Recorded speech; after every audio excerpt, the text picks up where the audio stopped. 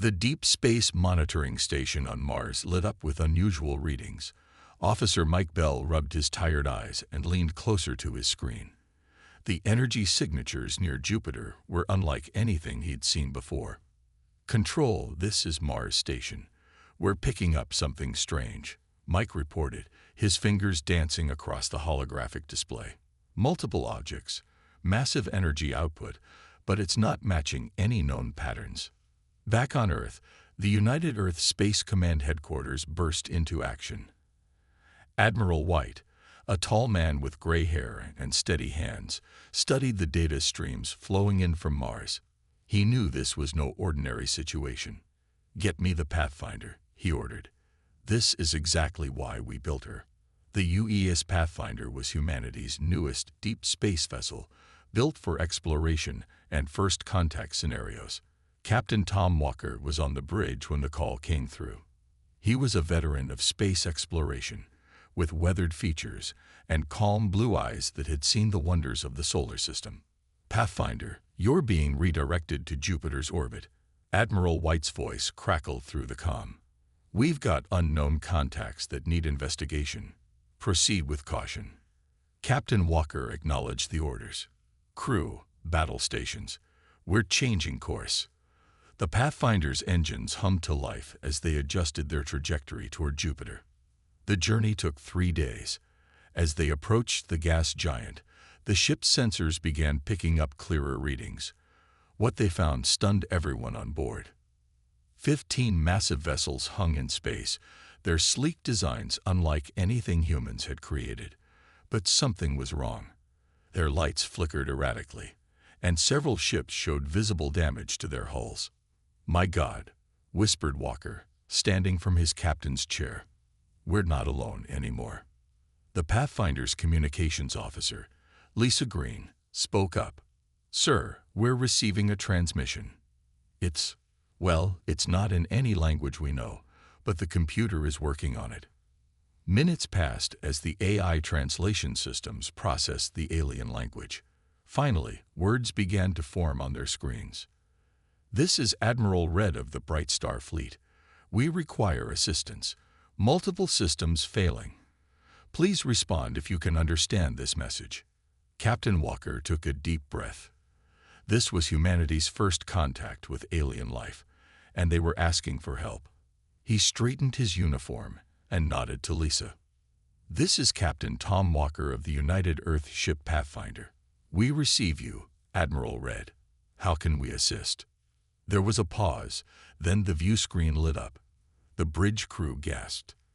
Admiral Red was tall, with iridescent skin that seemed to shimmer with its own light. His eyes were large and entirely golden, but the expression of relief on his face was unmistakably familiar.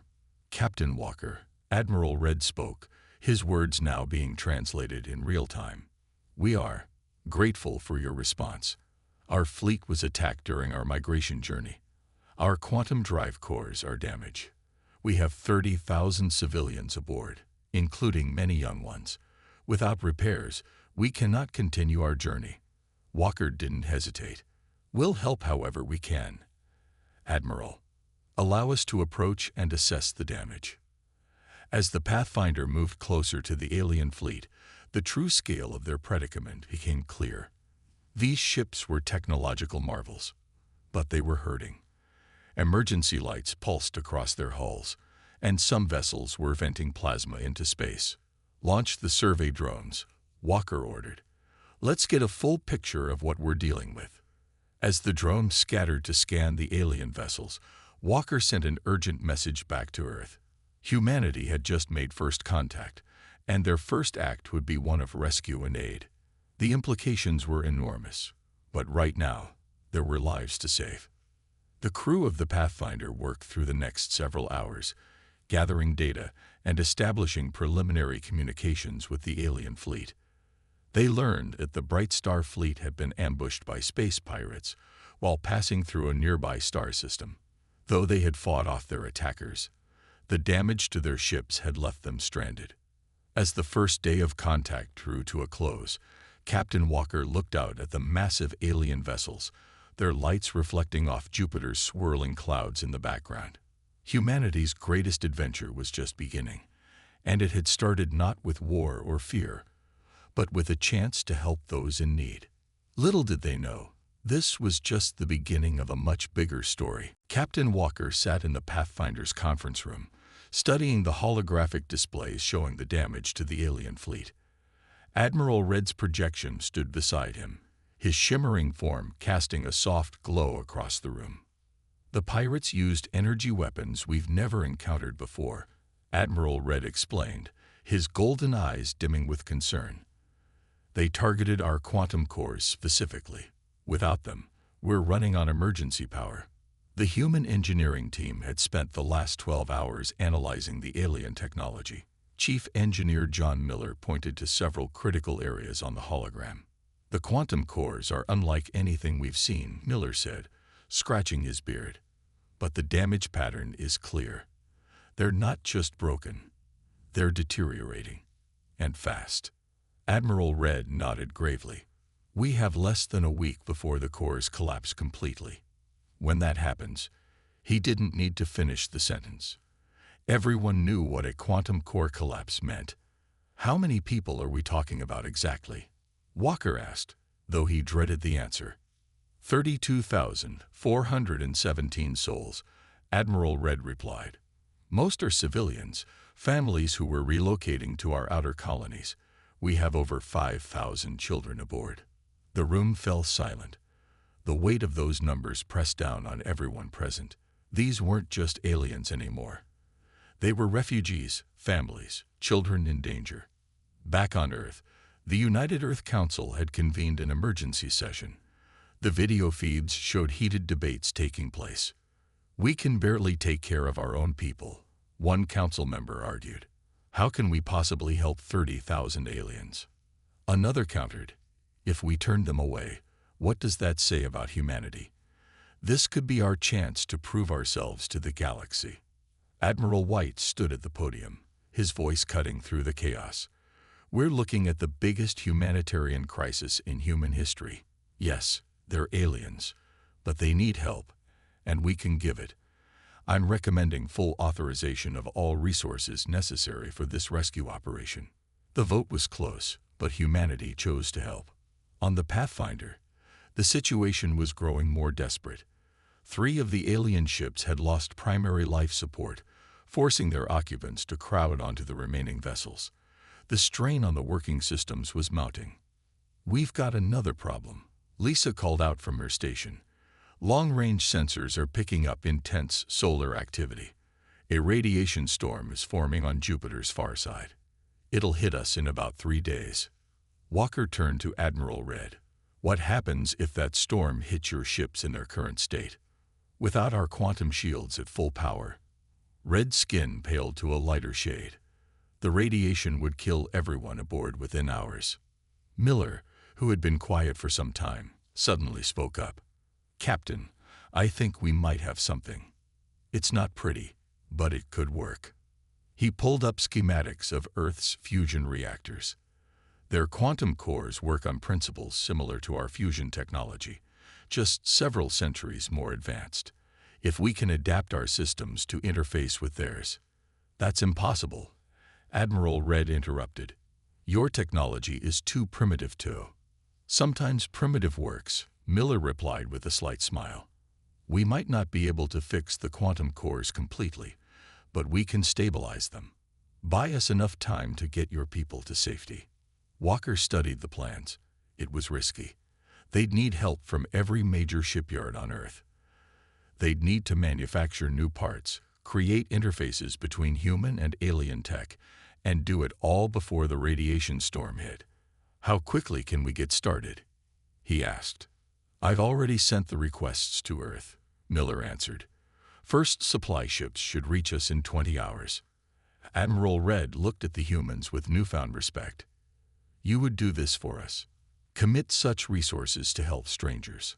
Walker stood and faced the alien admiral.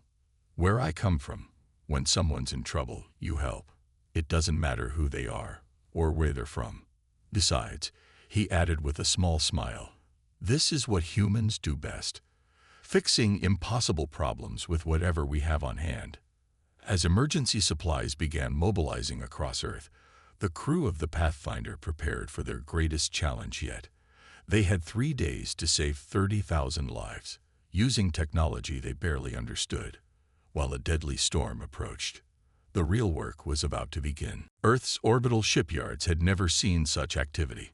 Dozens of vessels streamed through space, carrying equipment, supplies, and engineers towards Jupiter. On the ground, factories worked around the clock, manufacturing parts to specifications they barely understood. Inside the damaged alien flagship, Chief Engineer Miller wiped sweat from his forehead as he studied the failing quantum core. The massive chamber pulsed with strange energies, its crystalline structure flickering weakly. "Your people really believe they can interface their technology with ours?"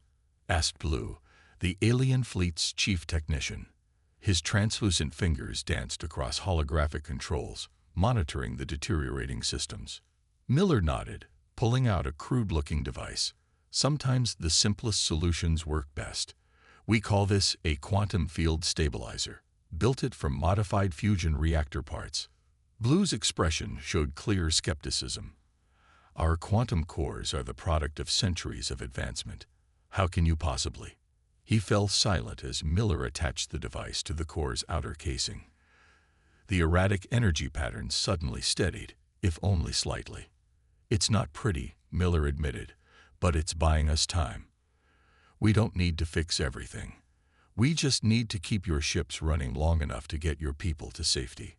Across the fleet, similar scenes played out. Human engineers, working alongside alien technicians, found creative ways to stabilize the failing systems. They used materials and methods that seemed primitive to their alien counterparts, but somehow worked. In the engine room of another vessel, engineer Kate Roberts discovered that standard Earth copper wiring, when arranged in specific patterns, could channel quantum energy almost as effectively as the aliens' exotic materials. "It's like building a bridge with sticks and stones," she explained to her amazed alien colleagues. "Not as elegant as your way, but it holds weight all the same." The aliens watched in growing amazement as humans tackled problems with solutions that should never have worked. When standard tools failed, they improvised. When parts didn't fit, they adapted them. When computer systems were incompatible, they created manual overrides. "I don't understand," Blue confessed to Miller as they monitored the stabilization process. "Your species has barely reached beyond your own solar system. By our standards, you're using technology that's practically ancient, yet you're achieving results that our best minds couldn't." Miller laughed, adjusting another makeshift stabilizer. "That's exactly why we can help. You folks are used to everything working perfectly, using exactly the right tools for each job. We humans? We've spent our entire history making do with what we have, finding ways to make things work when they shouldn't." On the Pathfinder's bridge, Captain Walker coordinated the massive operation. Supply ships arrived constantly, bringing more equipment and personnel. Earth's largest corporations had thrown open their resource banks, providing everything from raw materials to manufacturing capacity. "The quantum core stabilization is at 47% and holding," Lisa reported from her station. "Life support systems are now functioning at basic levels across all ships." Admiral Red stood watching the activity, his golden eyes wide with wonder. "In all my years exploring the galaxy, I've never seen anything like this. Your people's ability to adapt, to find solutions where none should exist. It's remarkable." Walker smiled. "Humans have a saying, necessity is the mother of invention. When we need to solve a problem badly enough, we usually find a way." As the first day of repairs drew to a close, the situation had improved dramatically. The quantum cores were no longer in danger of immediate collapse. Life support systems, while not fully restored, could maintain survivable conditions. Human ingenuity had bought them precious time. But challenges remained. The radiation storm was still approaching, and their jury-rigged solutions wouldn't hold forever. They needed to complete repairs before either threat became critical.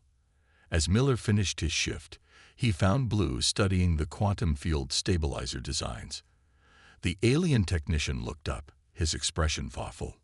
Perhaps, Blue said slowly, we've been too focused on perfection. Your people's approach, finding ways to make imperfect solutions work, there's wisdom in that. Miller patted the alien on his shoulder. Sometimes the best solutions aren't the prettiest ones. Now, let's see what else we can fix with duct tape and determination. Radiation storm accelerating.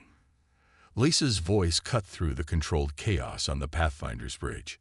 New estimates show impact in 48 hours, not 72. Captain Walker's jaw tightened as he studied the data. The massive solar eruption was pushing a wall of deadly radiation toward them faster than predicted.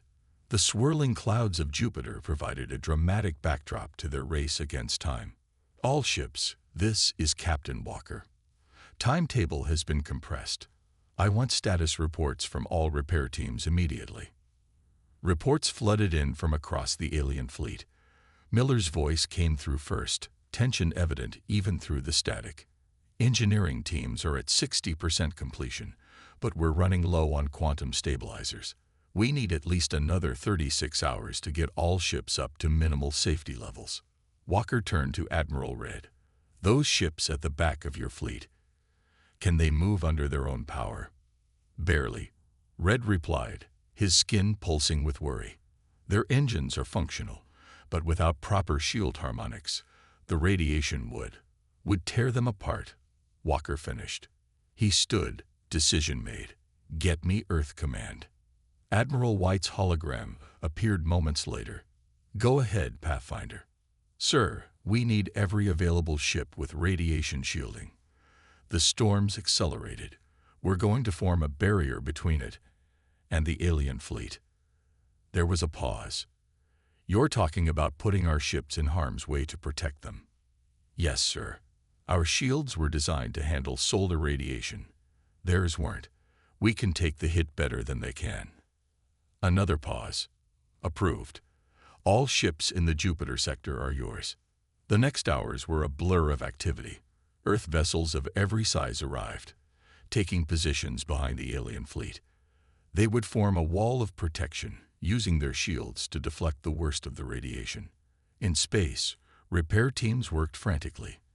The human engineers had switched to working in shifts, wearing radiation suits as an extra precaution.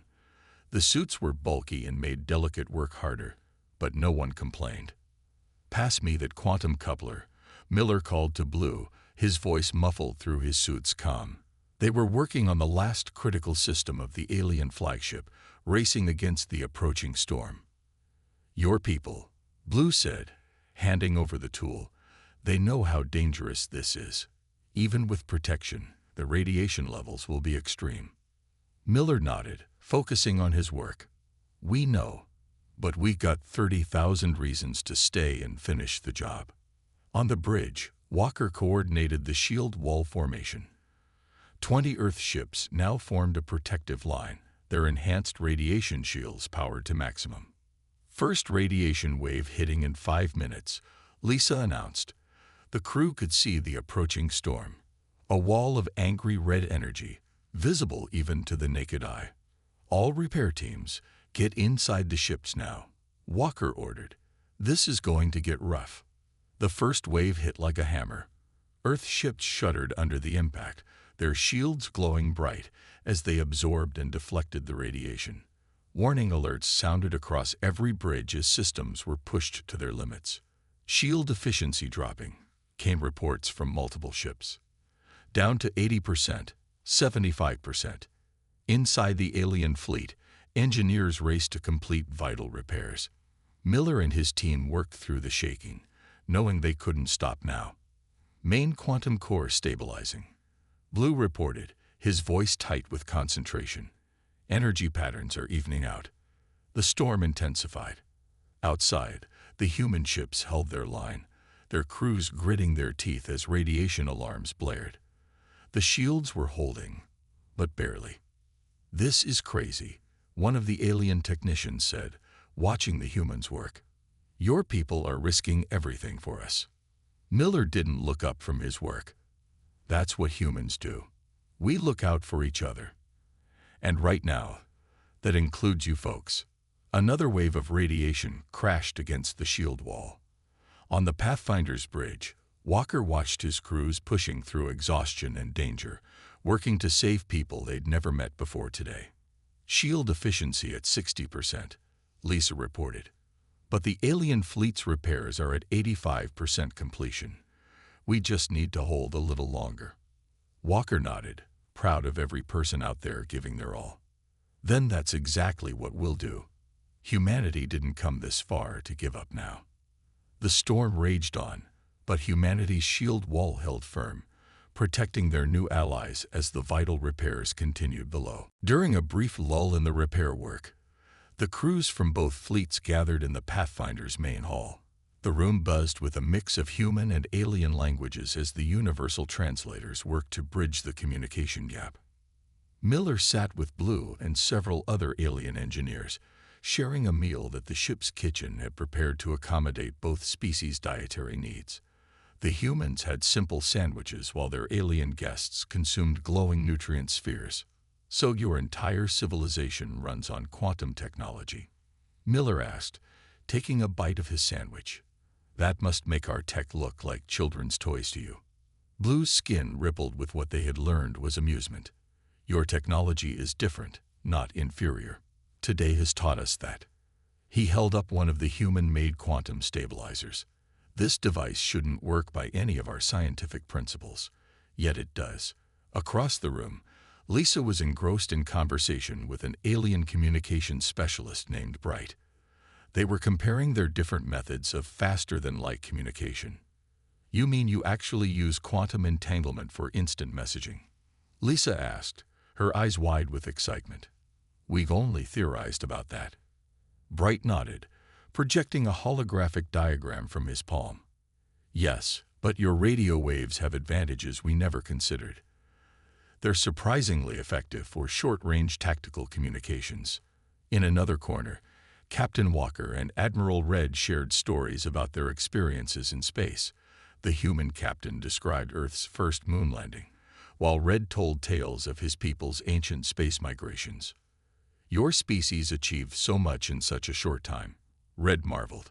From first flight to space travel in less than a century. That's unprecedented in galactic history. Walker smiled. When humans set their minds to something, we tend to move fast. Sometimes too fast. But we learn from our mistakes. The cultural exchange wasn't limited to technology and space travel. Human crew members were fascinated by alien art forms, particularly their light-based music that created synchronized patterns of color and sound. In return, the aliens were captivated by human music, especially classical compositions. This Bach of yours, an alien artist named Silver said, closing his eyes as he listened to a violin concerto. He creates mathematical patterns in sound that remind me of star formations. The medical teams from both species found particularly fertile ground for discussion. Dr. Anna White, the Pathfinder's chief medical officer, compared notes with her alien counterpart. Your cellular regeneration techniques are remarkable, she said, studying their medical data. But I'm surprised you never developed something as simple as antibiotics. Different evolutionary paths led to different solutions, the alien healer replied. Your immune system is fascinating in its complexity. As the hours passed, the initial awkwardness between the species melted away. Humans taught aliens their card games, while the aliens showed them how to create three-dimensional art with light manipulation. Even the children from the alien fleet, temporarily housed on the more stable ships, joined in the cultural exchange. They were particularly delighted by simple human magic tricks, trying to figure out how the crew members made coins disappear and reappear. I never expected this level of compatibility between our species, Admiral Red commented to Walker as they watched the interactions. We're physically different, but in so many ways. We're the same, Walker finished. All of us just trying to make our way in a big universe. The moment was interrupted by a gentle alert tone. Break time was over. They needed to return to repairs. But as the crews separated to return to their duties, there was a new understanding between them. Miller stood up, gathering his tools. Well, back to work. Those quantum cores won't stabilize themselves. Blue rose with him. Indeed. Though I must admit, I'm beginning to appreciate your human saying about learning something new every day. As they walked back to their workstations, humans and aliens alike carried with them new perspectives and appreciation for each other's cultures. The emergency that brought them together had turned into something more. The foundation of understanding between two civilizations. The radiation storm still loomed ahead, but they would face it not just as allies, but as friends. Multiple warp signatures detected. Lisa's voice rang through the Pathfinder's bridge. They matched the energy patterns of the pirates who attacked the alien fleet. Captain Walker's hands gripped his chair. Through the view screen, he watched as 6 sleek, predatory vessels emerged from warp space. Their black hulls seemed to absorb the light from Jupiter's surface, making them look like holes in space. They must have tracked the quantum core radiation, Admiral Red said, his skin pulsing with anger. They've come to finish what they started. The pirate ships moved into attack formation. Their leader's transmission cut through all communication channels, the translator converting their harsh language. Well, the Bright Star Fleet, helpless as ever. And what's this? Some primitive species trying to help. The pirate captain's laughter was cold. Stand aside, humans. This isn't your fight. Walker stood, his voice steady. You're threatening people under our protection. That makes it our fight. The Earth ships, still forming their radiation shield wall, began to reposition. They were outnumbered by the pirates' superior vessels, but determination showed on every crew member's face. Tactical analysis, Walker commanded. Their ships have advanced weapons and shields, Lisa reported, but they're designed for hit-and-run attacks. They're not built for sustained combat. Miller's voice came through from engineering. Captain, we've got an idea down here. Blue noticed something about their weapon signatures. Make it quick, Miller. They're quantum disruptors. They're calibrated to affect advanced technology. But our primitive systems, they might not be as vulnerable. Walker's eyes lit up with understanding. They're expecting advanced alien defenses, not old-fashioned human ingenuity. The pirates grew tired of waiting. Their ships launched their first attack, quantum disruptors blazing toward the Earth vessels. All ships switched to backup systems, Walker ordered. Shut down anything quantum-based. Let's show them how humans fought before we had fancy technology. The Earth fleet executed a maneuver that would have made ancient naval commanders proud. As the pirates' energy weapons sought out quantum signatures to disrupt, they found only basic electrical systems and good old-fashioned chemical rockets. Their weapons are having minimal effect. Lisa reported with excitement. They're designed to destroy advanced tech, not simple electrical systems. The pirate fleet's confusion was evident in their erratic movements. They'd expected an easy victory over damaged prey, not a fight with ships that seemed to ignore their most powerful weapons. Launch countermeasures, Walker commanded. Let's see how they handle some 20th century tactics. Earth's ships released clouds of metallic chaff, a technique dating back to World War I. The pirates' targeting systems, designed to track quantum signatures, were suddenly blind, their sensors confused by thousands of simple metal fragments. Primitive tricks. The pirate captain snarled. You cannot. His transmission cut off as the first human counterattack struck home. Simple, kinetic weapons, essentially advanced versions of naval guns, hammered against the pirates' shields. They hadn't expected physical projectiles, having designed their defenses against energy weapons. Admiral Red watched in amazement as the human fleet executed their plan. They're using their technological disadvantage as an advantage. The battle turned into chaos for the pirates. Their sophisticated weapons found no purchase against systems too basic to disrupt. Their shields, calibrated for energy attacks, struggled against physical impacts, and their tight formation broke apart under the humans' unconventional tactics. They're retreating. Lisa announced as the pirate ships began to turn. 3 of their vessels are showing significant damage. The pirate captain's final transmission was filled with rage and disbelief. This isn't possible. You're nothing but primitives. Sometimes, Walker replied calmly, the primitive way works best. As the pirates flowed into warp space, cheers erupted across both human and alien ships.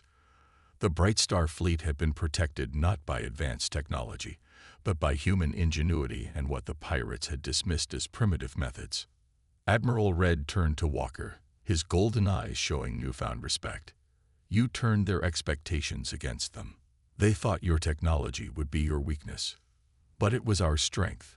Walker finished. Humans have a long history of making do with what we have. Sometimes the old ways are the best ways.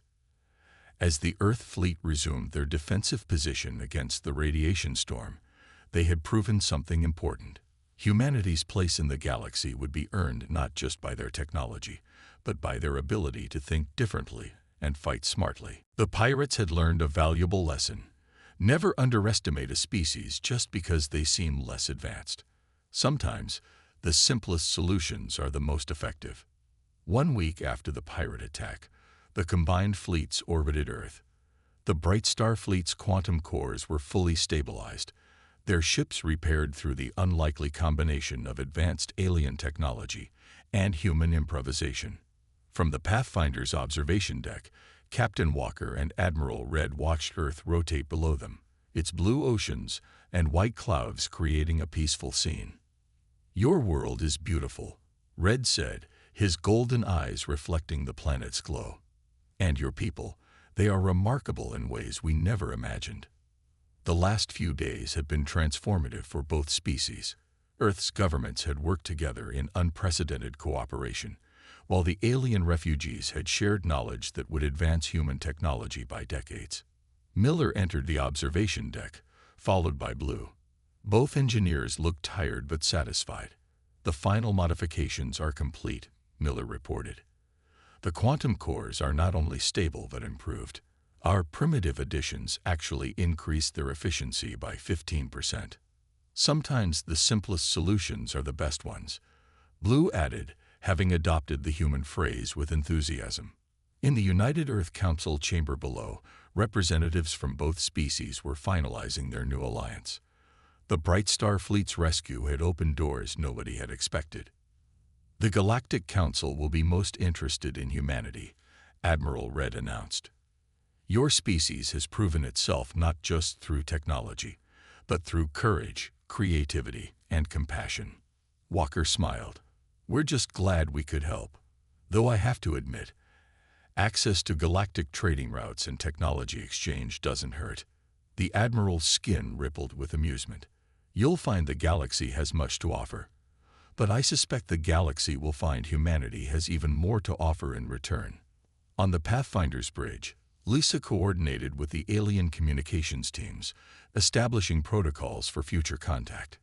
It's amazing, she said to her alien counterpart. A week ago, we thought we were alone in the universe. Now we're setting up interstellar communication networks. The alien children, who had been temporarily housed on Earth during the repairs, were reluctant to leave. They had fallen in love with human games, music, and especially ice cream, a concept entirely new to their species. We'll come back, their parents promised. Earth is our ally now. Our friends. In the ship's mess hall, crews from both fleets gathered for one final meal together. The room was filled with conversation, laughter, and the strange but harmonious mix of human and alien music. To think, Miller said, raising his glass in a toast, all this happened because we decided to help the stranded fleet. To new friendships, Blue responded, raising his own drink. And to the humans who taught us that advanced technology isn't always the answer. As the celebration continued, Admiral Red and Captain Walker finalized the details of their alliance. Earth would receive advanced technology, but gradually, allowing human innovation to continue developing in its unique way. In return, humanity would share their remarkable ability to find unconventional solutions to complex problems. Your people will do well in the galaxy, Red said. You have something rare, the ability to see problems from new angles, to find solutions where others see none. We just do what needs to be done, Walker replied modestly. It's the human way. The next morning, as the Bright Star fleet prepared to depart, thousands of humans gathered at observation points around the world to watch. The alien ships, now repaired and gleaming, created a spectacular light show as they powered up their quantum drives. Admiral Red's final transmission was broadcast globally. People of Earth, you have shown us the true meaning of courage, ingenuity, and friendship. The galaxy is a better place knowing humanity is part of it. This is not goodbye. It's the beginning of a great journey together. The alien fleet departed in a brilliant flash of quantum energy, leaving behind a changed Earth. Humanity had proven itself not just capable of joining the galactic community, but worthy of it. In the Pathfinder's captain's quarters, Walker looked at a gift from Admiral Red, a holographic map of the galaxy, with Earth now marked as an allied world. Well, he said to himself, smiling, I guess this is what they mean by one small step for man. The stars seemed a little brighter that night, full of promise and possibility. Humanity had taken its first steps into a larger universe, not through conquest or fear, but through compassion, ingenuity, and the simple act of helping those in need. The greatest adventure in human history had just begun.